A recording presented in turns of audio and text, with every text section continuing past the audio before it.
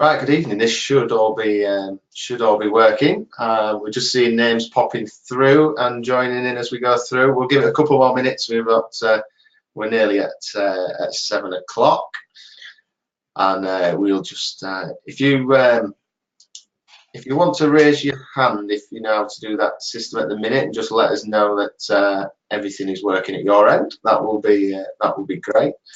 I'll flick through, see if anyone's raising their hand. There we go. Yes, thank you, Hillary. The first one on my list, and a few others. So yes, it looks like we're working. If you don't know how to raise your hand on the system, don't worry yet. We'll explain all about that shortly. We will still give it a few more minutes, well, a few more, just a minute or so, because it's quite packed what we've got on. Right, thank you very much. Let's sort that out. That's great. No, brilliant. As you can see, there's two of us this evening, which we'll get into in a moment, but lots going on.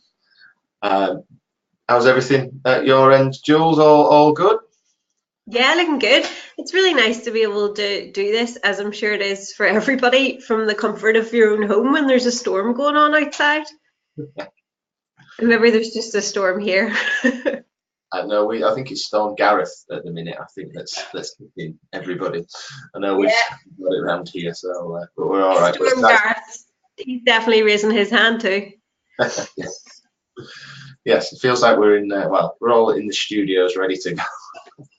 I think yes. So we've got we're joined from Ireland and Manchester presenting this evening. So all very good. Right, we are on 7 o'clock, so we'll get cracking with the introductions and get started, and I'm sure as other people join in, they'll be able to pick up. They won't miss anything too much for the first minute or two, but we will get moving. So hello and thanks for joining us, second webinar of the year so far. It's great to have you join us this evening, and we hope that you will get involved. We'll mention about that in a minute.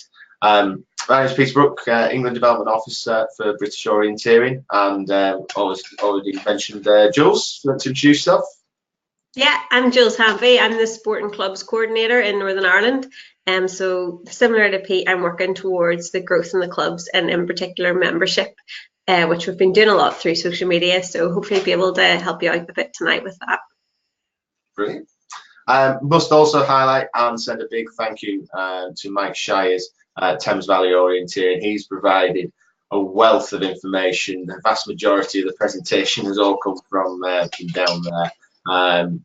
He's been really instrumental in helping pull all this together. So big thank you to Mike, but he wasn't able to make it this evening. The webinar is all part of the full programme that we're running this year. Got underway a couple of weeks ago with planning and Barry Elkington. And the programme's for you. So do get in touch. Let us know what you would like from these sessions, how you could be supported, and if anything's going to help with your own club development. Following the webinar, you will get an email. That will give you a link back to the recording this evening, and you can watch it in your own time. Flick to a section that you want to look back on as well.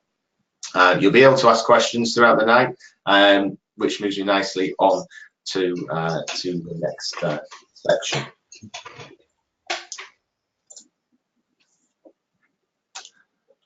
So a couple of things just on this slide. So I say aims just to give everybody a bit of better supported and access to training and make it a lot easier for people to get hold of. And I don't think I need to mention some of the others. But how can you get involved? It should be dead simple. On your screen, you will see, should be on your right hand side, might be on your left. So I flick through quickly and it comes back. There is an arrow. If you open that dialog box, it will offer you the opportunity to ask questions. There, if just underneath that orange arrow, you'll also see a hand. So that is a hand to raise your hand as well, about asking questions. So hopefully that answers that one. And then as your questions come in, we'll obviously try answering as many as we can. So in this session, packed session, so lots that we'll be looking at. looking at ways that clubs promote their events, challenges people have faced, opportunities that social media and traditional present, so pros and cons of both, but how you can take the opportunity to get both working in your favour. It's really easy to jump straight into how you promote your events, whether it's through social media or traditional ways. But the key before we start this process is your marketing plan. So don't get scared off. It's not a big project. Document could simply be one piece of A4 paper and you've written some notes and thoughts on there. It's important to, as well, just to emphasize this session's not a you must do it this way. Some things will work for you, some things won't. It all depends on yourselves, your clubs, and what you want to take out of it. And I'm sure there'll be bits that you'll be able to use that you already do, and other things that you'll be able to adapt to suit your own need. So the important message with any type of communications is that you approach it from what works for you and what you want to achieve. So know your audience. We'll also reflect on that through the session. We're going to do a couple of polls this evening as well. So we're going to ask a couple of questions throughout to get you involved as well. So I'm going to just start the first one.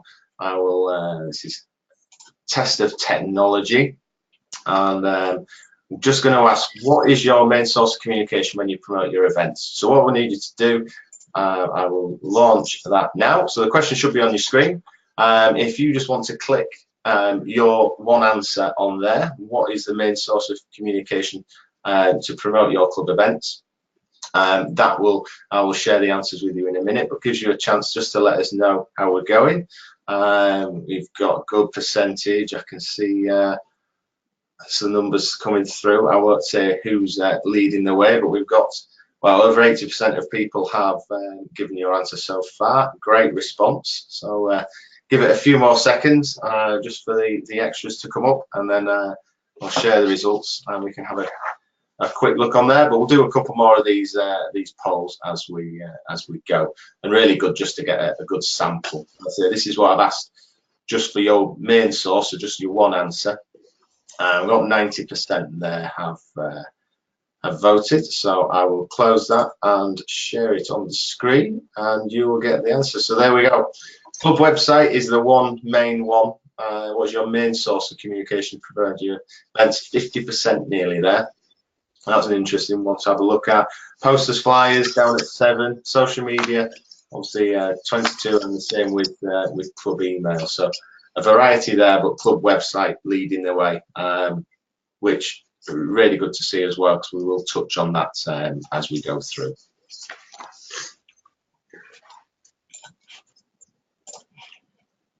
So we will go back to the presentation.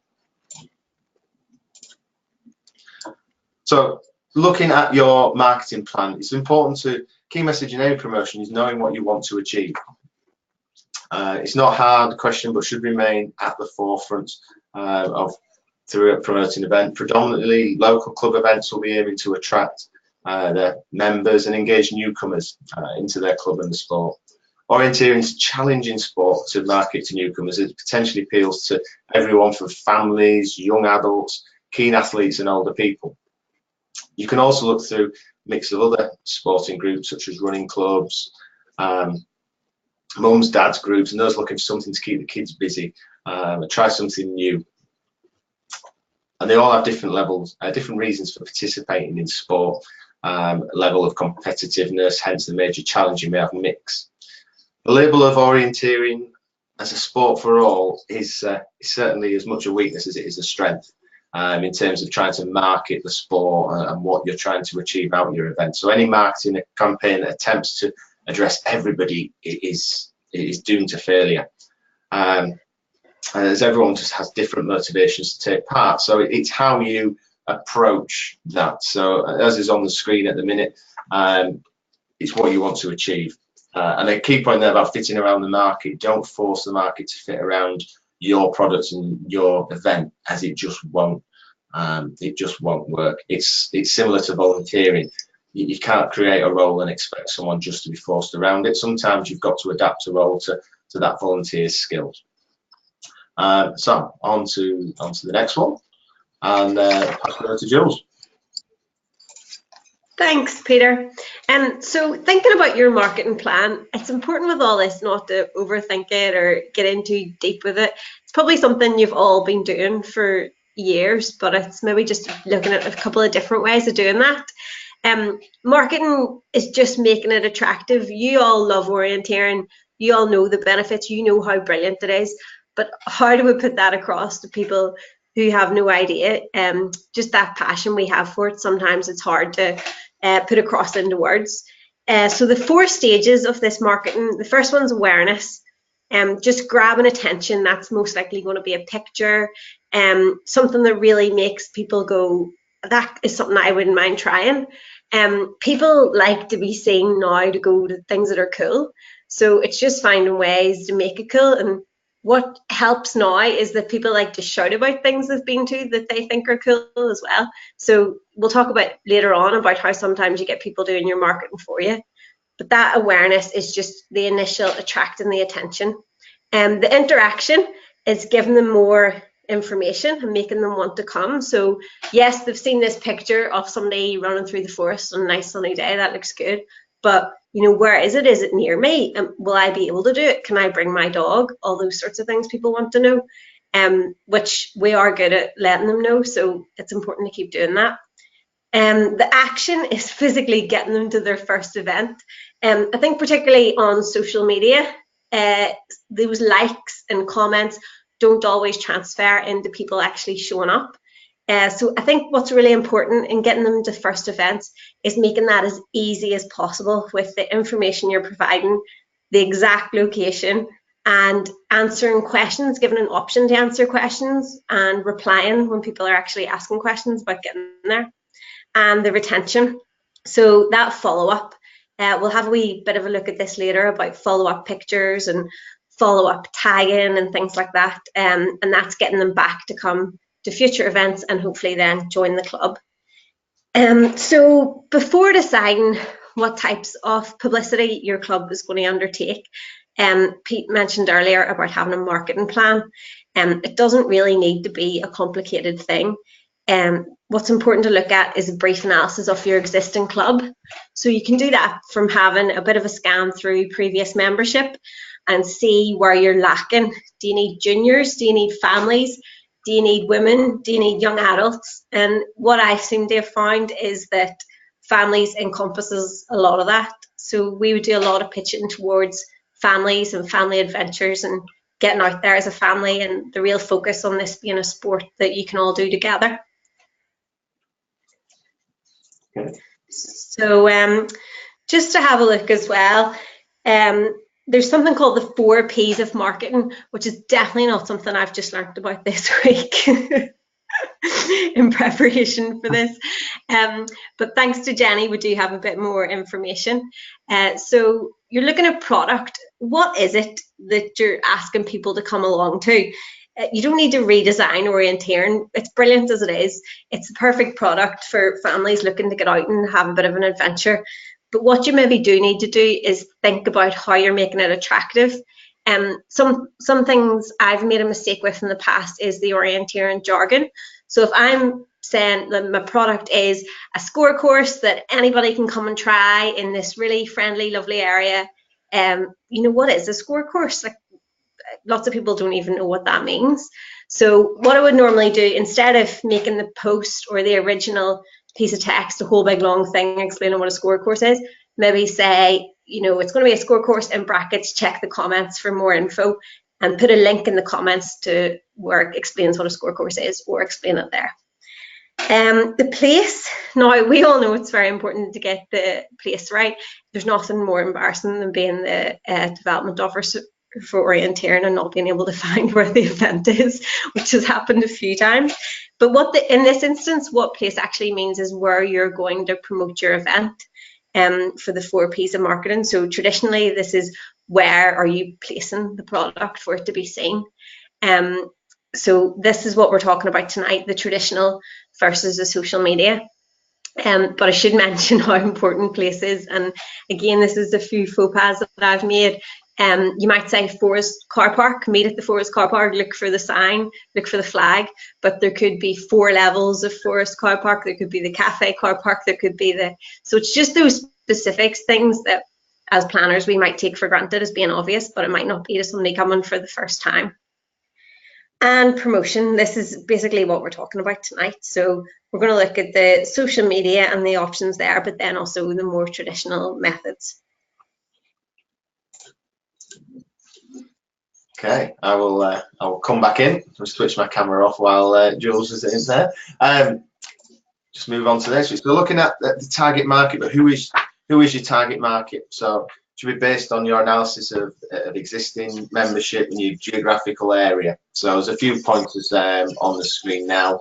For example, when you're trying to think of the types of people that you're short of in the club or you're trying to attract, if you're a club that runs solely night events in remote locations, it's unlikely that you're going to want to target families, but be focusing on you might instead focus on the 20 to 30 age group. Would be a sensible option. So it's addressing these different areas. In terms of geographical area, sporting the research shows that newcomers are unlikely to travel for more than 20 minutes to try a new sporting activity. So it's trying to appreciate that. Sometimes you can go a bit further over that, but it's something important to bear in mind, and sensible to concentrate your target on up to a nearest town or settlements close to an event venue. Going to quickly run through a bit of sporting and segmentation data as well. So if you're keen analysis of this sort of thing, it's useful to see what type of people live in your area, and what most people are likely to participate in more of. So for example, young runners 20 to 40 within 10 miles of Oxford, you can of course have more than one target market in there. And Sporting has done a great deal of work looking at this market segmentation. So there's lots of different ones here. Now this is a busy slide, don't worry. It just gives you a quick snapshot here. And through Thames Valley's analysis and looking at their area, there's 19 different segments, but they've identified 6, which is more suitable for orienteering for their club, but also the wider country. Now I'm not going to read through all of these, and you can probably have as you're scanning through some of them about how, yeah, you can relate to some of them, but then if you get to Helena, for example, a career-focused female that 0% will have children, I'm sure there'll be lots of people that would actually disagree with that. So in some of the segmentation is quite accurate, and you can see yourself, some of it not quite there, but as a guide it's really useful. So if you've identified your target market, it's then looking at how you're going to reach that target. So and here's the next stage, and so we've got them same people, but how they best respond, and you'll see the split through how it's coloured there is that it's not just one colour. So I've used blue for looking at emails and general internet, and then you've got social media in yellow and traditional methods in green, and there's a very even split, and it's important to get that message across that it's not just one avenue as you're going through. So before your events as well, it's also important to know that plan how you're going to measure success, and what publicity methods work best. So if you've got people down there, find out how they got down there, and then you can make sure you concentrate on them in the future. Now, pass you back, and we'll get more into the social media and traditional now. Over to you, Jules. So social media, we're thinking about the Facebook, the Twitter, the Instagram, and there's probably lots of other cool things we don't even know about or about to exist, or people a lot even younger than me know about that I don't yet. But what we will talk about a wee bit later on is picking something and doing it really well. I think you'd be hard pushed to be sharing different things on all these sites. And I'll talk about later why Facebook has worked for some of our hubs especially. Traditional media, I'm sure you're maybe thinking back to over the years and types of marketing you've used, and there's some that worked really well, and there's some you might even be laughing thinking back to now. It's just basically anything that outside of the internet, anything that was available. You'll see some pictures there. You're sort of looking at your flyers, your posters, TV, and then there's shock horror, a wee picture there of people actually talking to each other. That word of mouth, which it must be said is still the most important thing. You can have the best Facebook page in the world with the most attractive, exciting looking thing, the best language, but then somebody shows up on the day and there's nobody to reflect what you've sort of said as your brand on social media. It's really important to have that consistency throughout, and for the experience on the day to really reflect what they've seen online. So the traditional media, I think there is very much still a place for it and a place for both. One thing would be more an example of traditional media that I've done that's worked is giving out flyers in primary schools, because I didn't realise that in primary schools teachers physically put them in the kids' bags, so you're almost forcing your information into people's homes, which is good. So things like that and thinking outside the box a wee bit. It's a good question is, where does your website fit in all this? It's probably important to remember there's 48% of you said that your website was your most used form of communication. And it sits somewhere nicely in the middle. It's a real hub of activity. It's where everything goes. It's where people who don't have social media can go. It's just a real connection between the two. So if you know what the difference between the social media and the traditional is, you can make sure that you have a good balance. Okay, brilliant. We've just had a question in as well, just referring back to the previous slide on market segmentation about do we have the market segmentation data available for us to use? Thanks, Amy, for asking that one. I'm sure we will have, and yes, we will. We'll have a look and we'll see if we can get something out, because obviously it'll be useful for a lot of clubs as well. So we'll have a look and we'll try and refer back to that at the same time. Also important to have a think and have a quick look at some promotion that's probably quite missed the mark, and think about just what's there. So obviously you've got today's the day we take the stairs, not really thought about who could be using the lift, and just a couple of other things. Now sometimes it takes you need to sort of take a step back, sometimes get a third party to have a look at what you're trying to promote, and then sometimes they'll turn around and go, actually that's a really daft idea, have you really thought about this? And they are important to understand. So get a third opinion, especially if you're trying to do something that's going to be really important for your club. I will come back on screen as well. Also, marketing successes. Certainly, so here's some. I said we've got one examples from clubs. A lot of people talk about parkrun as well. Very simple. You know what it is. The message is, and really straightforward to understand. And then we've got a couple there from TVOC, Derby Park's challenge on there as well. Just gives you a good idea about some good promotion that is there. And you've got to think about, when you combine successes and some failures, about you're not going to, it sounds really simple, but you do see it where you see an event that's focused for families and the advert's filled with pictures of older adults. Well, it's not going to attract families. So it's trying to address that as well. And you're not going to try and promote an event that's suitable for everybody and then show really dense forest. So it's putting a bit of thought into the sort of pictures that you're going to use as well, especially depending on where you are targeting. A couple more questions coming in, which after I'll launch. We've got another poll question which we're going to do, and then I will have a readout of a couple of questions that are coming through. So really simple yes no one here, so I'll just launch that. So that should be coming up now. So does your club have a template poster for local events which appeals to potential new members? So do you have a go-to one that you use all the time? That might be for print flyers or Facebook as well, if you use that as well. So do you have a template that you can fall back on? Just looking at some questions that have come through. So Roger, many thanks. Many websites are reactive or very text-based. Does anyone have some with images for events? We can have a look through there. Again, very text-heavy websites. If you think about how they're appealing, if you see a very text-heavy website, are you going to want to read through it?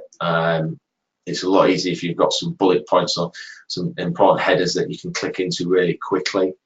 And certainly, Barry as well, the website is the right place to put the information about the event. Is it really the place that promotes it?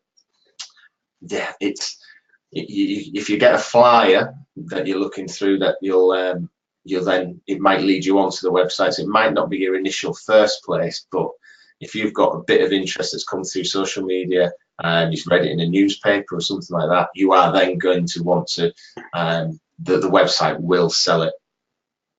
Yeah, it's good so you don't have to put all the information on your poster or on your social media post, and then you can link to the website where all the information you need is. It's brilliant being able to do that. Definitely. And Mike Shire just pointed out as well, just with regard to he's managed to join us. The other question regarding supporting the segmentation data is available via promotingactivity, or one word, .com. But we will make a note of that as well. Just shared the poll result up there as well. So interesting. So only 57% of clubs don't have, from obviously people tonight, don't have a template that they can use for local events. So again, that could be something that people want to do. Going forward, to have something or have a batch depending on what type of event they're doing, which means you can go back to, and it makes it easier in the future. Okay, so let's we will go back to presentation and onto the next bit, onto some key messages. Yep. So just some reminders about what are the musts in promoting your event. So you're sort of looking at the emphasis and orienteering on, if you're promoting to families, it's fun and easy, it's something you can all do together. If you're promoting to maybe runners, or sometimes in like our more mountainous areas, we'd be sharing with fell running clubs and things like that, and you're looking at the emphasis being on it's exciting, it's challenging. So again, it's about that target market, but the emphasis on how brilliant orienteering is, obviously. Your use of your photos of your club as well, who you want to target, which Pete mentioned there, about using the right photos. Sometimes there's lots of we've lots of photos of people in their club kit, which looks brilliant, and they look great, and it's great promotion for the club. But at the same time, if I saw that as a newcomer, I might feel a bit overwhelmed and, oh, that's probably not something I could do because I don't have those clothes. So just by using the right photos. Being prepared to invest in promotion, which is something we're going to look at a bit later as well, about these paid Facebook posts, and the use of your club website, which we've just mentioned, for linking to. What I'm going to do now is show you an example of one of our hub. So the hub is through the work I do through Sport Northern Ireland. It comes under the umbrella of Lagan Valley Orienteers. It's called Tullymore Orienteers. And I'm just going to show you their Facebook page as a bit of a example of some things that have worked well. So what I did say to my friends tonight was, nobody send me any stupid messages between 7 and 8, which is obviously an invitation for people to send stupid messages between 7 and 8. So if you see anything strange looking pop up, I apologise. So this was just in the last sort of week or two. We had International Women's Day last weekend and partnered with Tullymore National Outdoor Centre. So you'll see we've tagged them there. Tagging other community organisations is a great way to get your post shared, and people will tag you in return. The initial information is what people need to know. So it's short, it's sharp. You know, I'm a full-time working mum. I'm starting to think about the weekend ahead and what I'm going to be doing with the kids.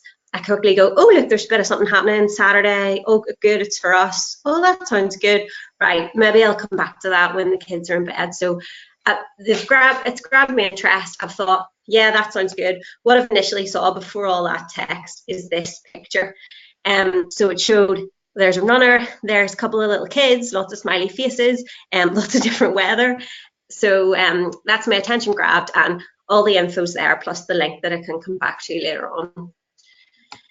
So in the lead up then to that event, just to keep people interested, and they've invested in following your page, so you want to feel like during the week you're sort of keeping yourself in the back of their mind, but also sharing information with them that they might like to see. So quite often I'll see a link that I think might apply to the families and the people of the hub. For example, one here about using evening hours to wrap about your time. Just grab that as a good opportunity to remind people about the summer series coming up, which runs in Monday evenings. So just another thing that people are just keeping that in the back of their head, that that's coming up. Another share about the event, just reminding if anybody, there's still a few spaces available, because it's obviously in such hot demand, and reminding people to book on and come and join us. We don't usually do bookings, we usually just do like registration at the event, but this was a special event for International Women's Weekend. And then on the day, which is good, we had Moira there, who was putting out controls. She's put up a post to say the sun's shining, the controls are out, you can see a wee hint of blue sky in the background, and that's just that reminder that morning. We're here, it's still happening, it's ready to go. You know, you might be scrolling through your feed that morning and you go, oh yeah, we're going to that today with the kids, right? Everybody try and find their shoes and we can go. And the very, very, very important one, which we have found to work so well, is these follow-up pictures. People love seeing photos of themselves, and this is where they do your promotion for you. So they'll tag each other, tag their friends, maybe granny sees it, says the kids are looking well, because people have commented on it. It's appearing on other people's newsfeed because it is, of course, public, you can see here. So it's just a really good way of getting everybody talking about, and still people are sort of buzzing when they come out of the forest, and that just keeps that going into the evening if you can get your pictures up that evening and get other people talking about it who weren't even there. And then because they've come on, they've saw themselves on the page, they've liked the page, and now they're seeing the information about your next events and what's coming next. So yeah, that's what's worked well for us. I think something that's really good to do for the clubs is to follow each other's pages, because then you're seeing good examples of what's working. You're seeing where pages are getting lots of likes, lots of activity, and you can use that as an example for your own page too. There's a couple of questions here which I'll fire back at you, Jules, as well, with regard to photography. Obviously, okay, hopefully I can help. That's coming through as well. But how do you get around the legal aspect of using photos of children? Do you ask permission when they register? Another question there as well. Do you ask permission for pictures to be posted as through? So how do you get through that? So at the registration, when we're taking the names, all the information, we'll have a wee box in the end. It'll always be a very friendly, casual conversation, but it has to be very clear as well. So in black and white, oh, here, we might be taking a few photos today. Do you mind if we post them on our Facebook page?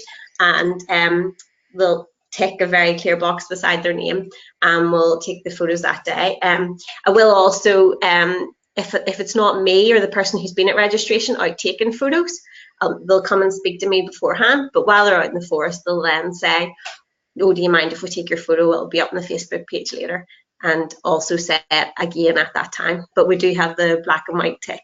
It's good questions. Yeah, no, important. All right, we'll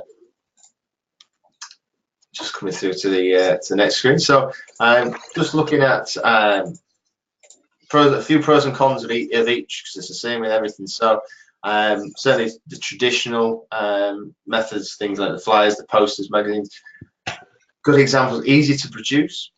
Local magazines, there's still lots of local magazines that go around villages, little towns as well, so it gets very much a local reach. If you've got an event, lots of events in a certain area, great place to try. Friendly messages, something physical people can hold. So it's not just before an event, but after an event as well for somebody that's new, that's come down. But if you're trying to get somebody new to start with, then something physical as well, and make sure it's attractive.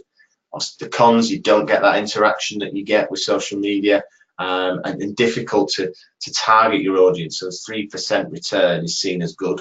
So it's what the time spent on it, is it going to get you the return that you're looking for? And does take a bit of time to plan and produce through.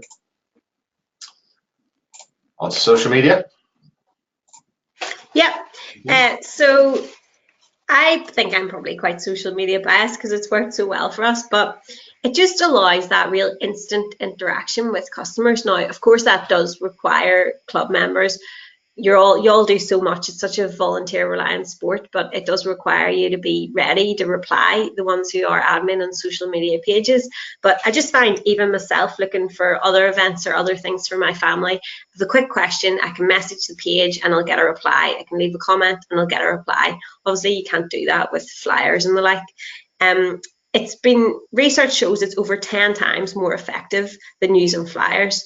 It is free to an extent. There is paid posts, which can be highly targeted and really effective, and we'll talk about those a wee bit later, but your initial setup and build up is free. The cons are that it does need the commitment, as I say, and you often find yourself, everybody who you're talking to, everybody's busy, everybody's working, everybody has families and different things going on, and people are maybe sending messages late at night or early in the morning outside of working hours, and it's about finding the right time to reply to those, but also the right time to push out your posts. That Sunday evening is a great time for people scrolling through looking at photos, or that when sort of midweek when you're starting to think about the weekend is a good time for advertising, but then that requires you to be doing that on midweek or on Sunday evenings, when I'm sure that'd be quite a nice time to just be chilling out.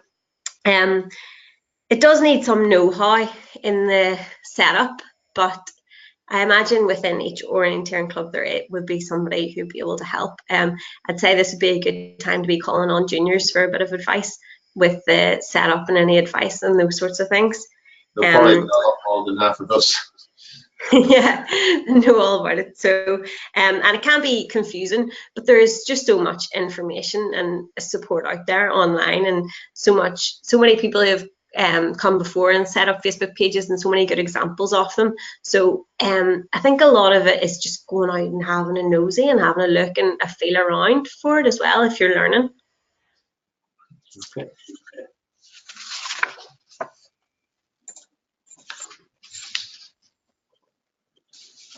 That's right, social media.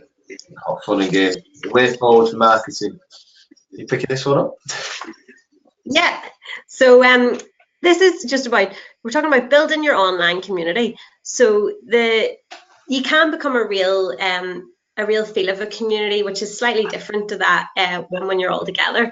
And it's in the comments and the likes and the shares, and if somebody says something funny, responding, and that's celebrating and sharing success. It's such an instant, easy way to do that. Quite often on club pages, if we see an orienteer succeed in a different sport or another race, or if they're in the newspaper for something, we'd be sharing it on there, because we all have a genuine interest in each other, and it is a community beyond the sport as well as in the sport, and social media is a great way to do that. The given live updates, we do have a new live feed, and there should just be a button at the top of your Facebook page to be able to see show a live feed. I remember thinking this will be really exciting for something, like a mass start, and I was all ready to go with the live feed, and then all I got was a video of people just sort of clicking the mass and walking off slowly. So it wasn't the live feed that I pictured. As we said before, directing people to your website and increasing membership and attracting volunteers. Great way to just put a quick post out, I need this, who can help me? And people can respond there and then in the comments, and of course keeping people up to date. Yeah. Right, we're going to launch the third poll. It's just been a good question that's just come in. What they actually do. So RAF gets about 80%. So I'm just reading this. 80% of membership or participation inquiries via their public Facebook page. And we convert those into members of our private club Facebook page, and so I'm just going up. sorry, somebody asked another question as well, which pushed where I was looking. So yeah, and we convert those into members of our private club Facebook page, which has about 75% weekly reach on all club members. We also have an active core of members in the club WhatsApp group as well. So again, really good. And again, we've also segmented Instagram to be our key outreach tool for hundreds of our Air Cadet squadrons spread across the country, and that's starting to pay dividends as well. So you might not get an instant response, but they will come through. Right, we've got, let me just move through. We're going to do one more quick poll just while we're on the subject of Facebook. I love that idea of the private club Facebook page once you're a member, because you almost feel like you're getting more out of your membership. You've got that extra tool, that extra community. It's a great idea. We have a few, it's like a chat page rather than a page, and it's just a great way to share things that are quite specific to the club members. Yeah, no, thanks, Philip, for that one. Rachel's just asked, I'll say that they've got two Facebook pages, one for public access and one for members only. What's the dangers of allowing the free-for-all approach? Do you have to mediate a lot? Obviously, it takes a lot more managing, but there's you just got to be sensible. Certainly, having two, a public and a closed one, does allow you to be to have some more honest and some more technical know-how. If you've got your public one and everything's technical orienteering, you might put a lot of people off. It's just knowing what, if you've got sort of, this is what we want our closed to look like, this is what we want our open one to look like, and your members adhere to that, you should be okay. It's just administering that. Yeah, in your Facebook pages, you can put like an about description in the sort of, when people come to the page, there should be a bit across the top that says about, and you can make it clear there, you know, this page is for, and maybe a list of what who's on the page and what's it best used for. Yeah, I've just launched another poll as well, just while we're on this as well. So while we're just having a quick chat through, think about Facebook. Do you create a Facebook event for every local club event you run? Let's we'll give it a second see how you go on that one. And another couple of questions. If let's have a look on here. If clubs have several Facebook admins, how do you decide who is doing what, or is it just just a free for all? From Martin, that one. That's a good one, Martin. We have we would generally have like a separate chat. It might be on Facebook Messenger or it might be on WhatsApp. If it was putting out an event, it would have been decided who was promoting it, but it would be a free-for-all in answering questions and replying to messages, which can actually be really nice, because sometimes you go, oh, there's a message, I'll reply to that after work, and you get home and somebody else has done it, and then, you know, there'll be other times you do that for them. So I think it depends. If it's a specific event, somebody might like to take the lead, but those sort of general day-to-day admin, it's nice to all be in it together. Yeah. I'll give you another minute. If there's a couple more answers want to come through on that poll. I just ask a couple more questions. So if you're not voted yet, do let us know. But where is it? Sorry, just scroll back up to. There was a good point there that Philip also made. The other bit about having a private Facebook group means that people are more likely to open up and ask questions and share info, knowing that it's not an open web. Really good point. Yeah. Deborah, well, another really good one. Our members page is really handy for stuff like car shares, etc. Yeah, it's where people talk as well. Yeah. So I will close the poll down. So Facebook event page will be popping up. 60%. 60% the answer on that one, that people watching will have a Facebook event for every local event you run. So it is important, and most people are looking through. And it's when you're on them, you can also, we'll bring us back on screen, will help to tag other venues in as well. When you tag your venue in, it really does pay dividends as well. Just about using Facebook, we touched on a lot of these as well, but we'll just put Thames Valley's page up. I mean, Jules has touched on quite a bit there, but have a think about what your website and what your Facebook page looks like to somebody new coming in, what you're trying to do. So this was the screenshot before the other weekend. So again, then my next event was the key thing there, so people can see what's on there. Profile picture, club logo that appears next to your post is all appropriate, the right size, not overstretched, looking silly. What's your call to action? Have you got a button there which people can press?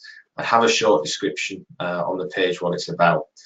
It's important to make sure somebody's posting daily, so it comes into having plenty of admin through there, with images as well.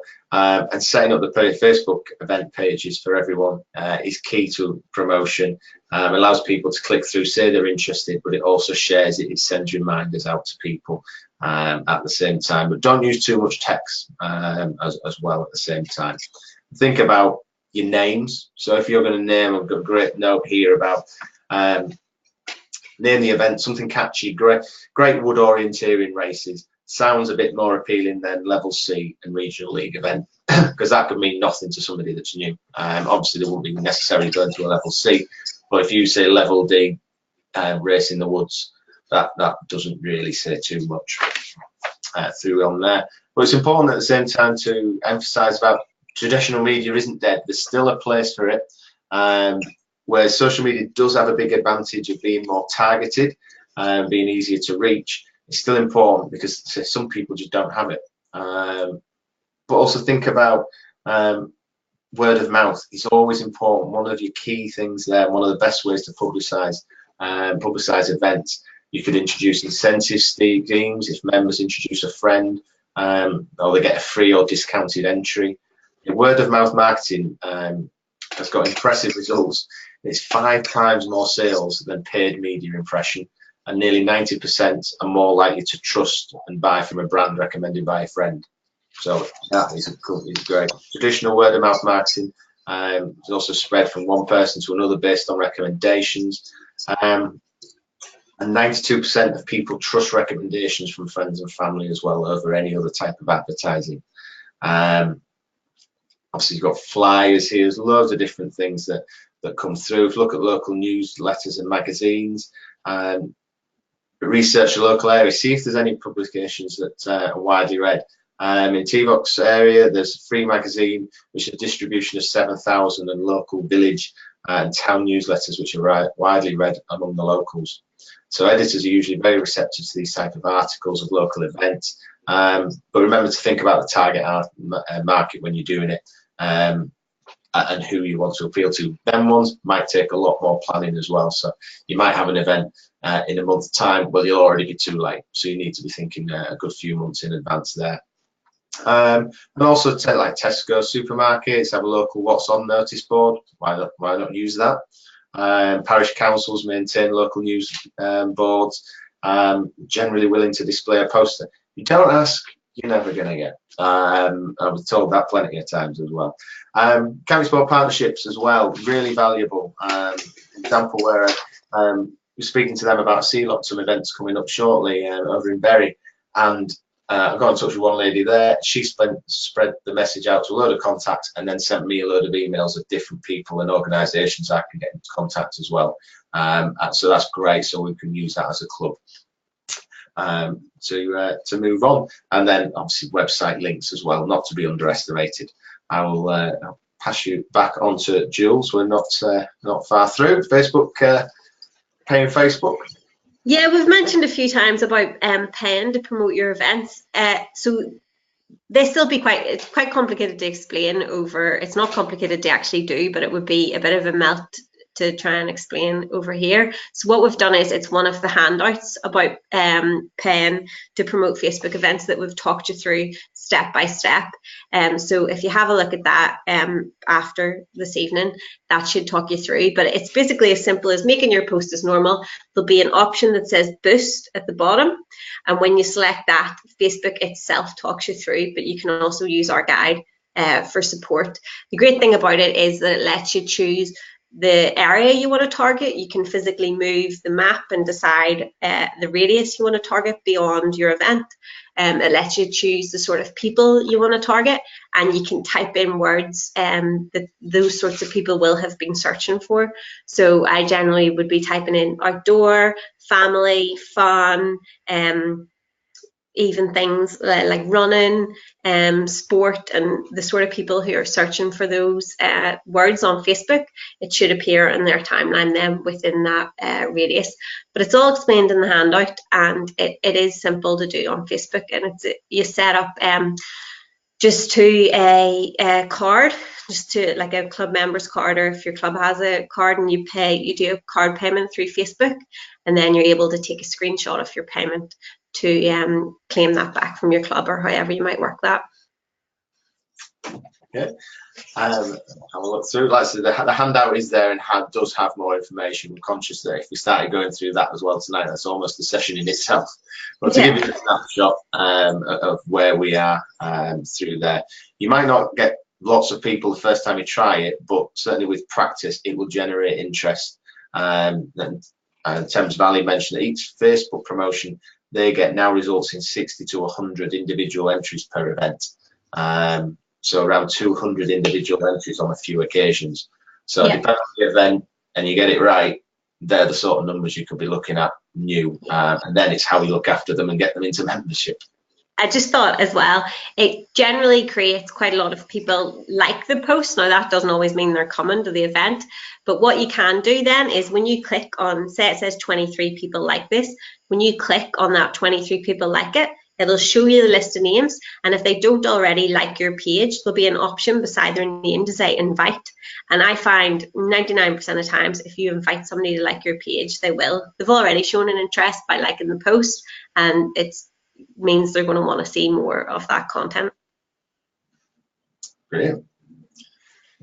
I will let's have a look. Another couple of examples. I mentioned about SELOC briefly there. Now we've done worked together with Bolton Council running Xplorer. We ran a couple of events that were targeted at families and mums at a park called Queen's Park in Bolton. Ran it over October half term, ran a couple of events. So SELOC came down, promoted the club, supported on the day as well. And just out of the two events, we had over 300 people attend, and all of them were non-orienteers. So 300 people over two half-term events, families where we could get into them and say, look, this is, you've tried this, why not come along to the club event and get involved? So on the back of that, and some development work by SELOC, there was a press release that went out the other day about this as well. Done a Saturday series of events close together in local areas. Again, we've been engaging members, they've been sharing the posts on social media, predominant use of social media, but other avenues as well, using both at the same time, and events that were designed for new people. And then the results through that, the first two events have gone through, over 160 people attended the first couple of events, and of that, over 50% were new non-members and non-orienteers previously.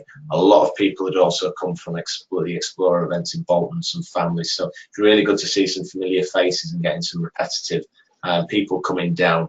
And it was how it was all linked in, so really good sort of straightforward, hopefully, strategy. And the club have worked really hard and worked really hard in Bolton with Xplorer as well. It's just joining it all together. A couple of things as well just to mention about at the event at the same time. So at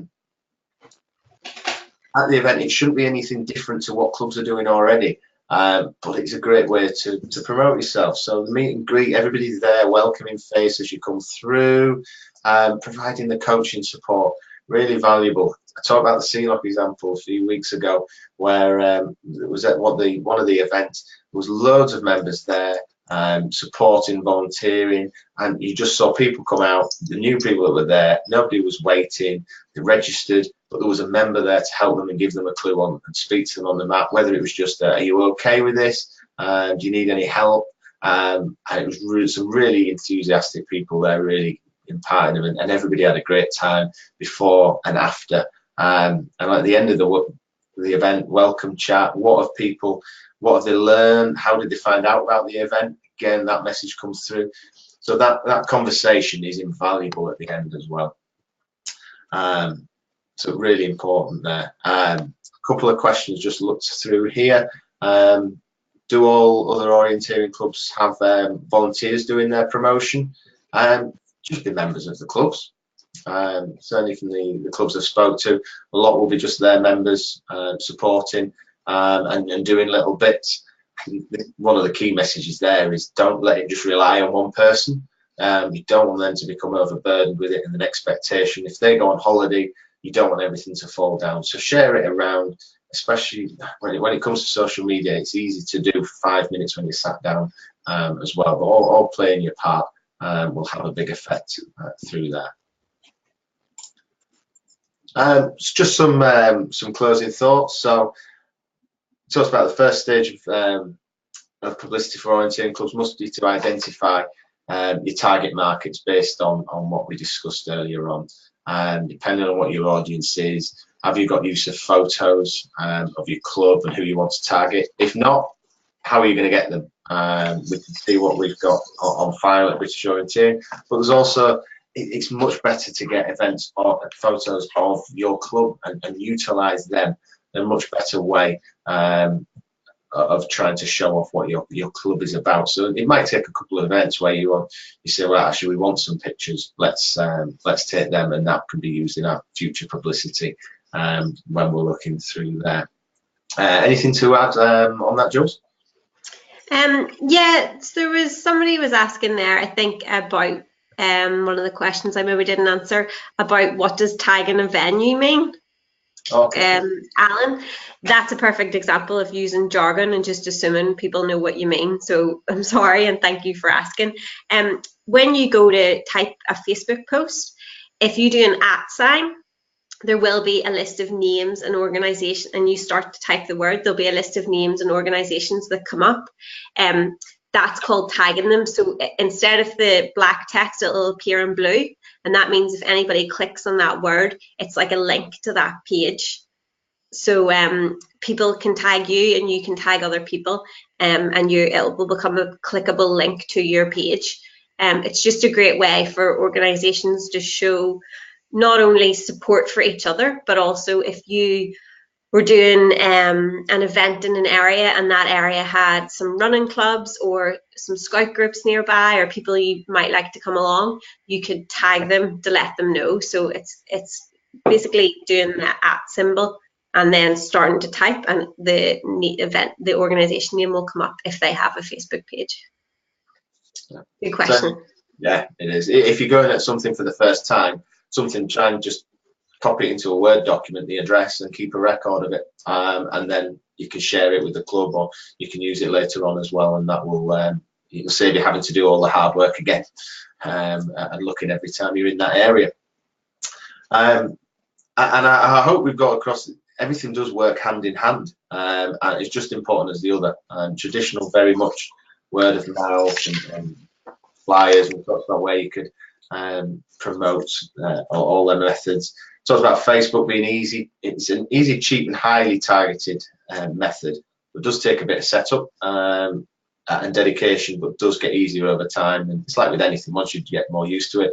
Like web, I used to send an email once upon a time. That used to take forever. And now it should be dead simple for most people. Some people, it does take a bit of time as well.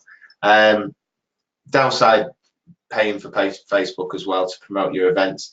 But compared to other traditional methods, it is a lot very cost effective if you think about what you're producing in your flyers compared to your results and what you'll get. And if you don't have the graphic design skills to create good images and posts, there's a free Canva website, and that's excellent at producing Facebook cover images and images for posts as well. And like I say, traditional does have their place, just needs to be targeted and specific to the event. I've talked about the word of mouth, and that's what really we want. You just want great experiences and more orienteers and people getting involved. So it's how you talk to them and promote yourself. But yeah, just have a sit back and look about what you're doing through there. Now we've been getting questions throughout, so I say, is there any other challenges? But just if there are any, last couple of questions before we finish for the night. I'll just run over a couple of things. I'll go back to the question as well. If there is any feedback or there's any particular sessions that you want to hear about or see, get involved, do send me an email on there. That'll obviously we can then work through and have a look. And always looking for new ideas. And certainly if you want to get involved and help us on a subject as well, do get in touch. I should say, being part of a webinar wasn't as scary as I thought it was going to be. So if the guys approach you, if you have some ideas, definitely go for it. Brilliant, good. We've got, if you do want any publicity support as well, British Orienteering website / publicity as well. There's loads of information there, all up to date stuff that would be really useful, and you can use that obviously for your club. I'm also going to give a shout out to Year of the Volunteer as well at the moment throughout 2019. So if there is a project, a volunteering project or a media project, if you want to put something together where you're trying to work with a media team to help grow your volunteers, you've got people that aren't volunteering at the minute but want to get involved through a media project, for example, go on there, have a look through there. There's a funding opportunity there. And also just to promote some of the future sessions coming up. Got a repeat of the planning focus that's scheduled again in a couple of weeks, and then we'll be back in 2 weeks' time live with coaching newcomers as well. There's a couple of really exciting stuff that's been discussed and having a look through. And Thursday the 25th of April as well, attracting and retaining juniors as well. That should be a really good session. So just to finish off, if there are any questions. Any more to come through? Have you got any final thoughts, Jules? Another minute. Yeah, that was great. It was really great. People are asking questions the whole way through. Because keep doing that if you're tuning into webinars, because it's hard to remember and think of everything that you want to say. So you all have so much knowledge. So when you're as well as asking questions, people were sharing things that work for them, and that was great. Just a video clip question there about video clips are supposedly better at attracting people in static graphics. Yeah, they're good. Static graphics are good as well, but obviously videos might capture people as well. But they're a lot harder to create. Yeah, definitely agree. Should we be trying to make mini videos? You can. That could be something we can see if there's a short training session we can do on how to do that. We'll have a look at that. But yeah, if you can, it's always trying to think outside of the box what might attract people to click in, and if you see something there as well. Yeah, or things like we've sort of partnered in the past with, for example, the local college, the media students. They're looking for opportunities to come out and practice their skills in the real world, and then we jump on that for, yeah, come on and make us a video or take some photos. And it's maybe there might be a young person in your club who knows how to do that or has the equipment, and it's just finding the right people. But yeah, videos are good for grabbing attention on social media. Brilliant. I'll just see. I'll scroll down. Let's see if there's any last question. Yeah. Biggest challenges have been designing the posters without any graphic design background. Anything that British Orienteering can do to help would be fab. We'll have a look. There has been a couple of portals, but that's being re-looked at to try and make sure that it's current and updated as well. So yeah, we'll certainly have a look through there. Thank you, Nikki, there. And then I'll finish with Nigel just making a point that one of their club members works in the Cotswolds and takes every event leaflets and puts them out on the counter. Just as invaluable as others. People will want to know, and you might pick up somebody that's on holiday if they're having a walk around and want to do something. It might be great that they get involved, and they might join up later on. But it's always good to get your name out there as well. They'll be looking to do something. Okay, brilliant. Well, thank you very much, certainly from me for this evening. Yeah, thank you. And yeah, if you do have any questions, do send them in. We'll still keep the questions will be live for a little bit longer. But yeah, really thanks for all your input, and obviously there'll be time to tune in again for other sessions. But yeah, well, thank you very much, and see you later on. Thanks. Bye.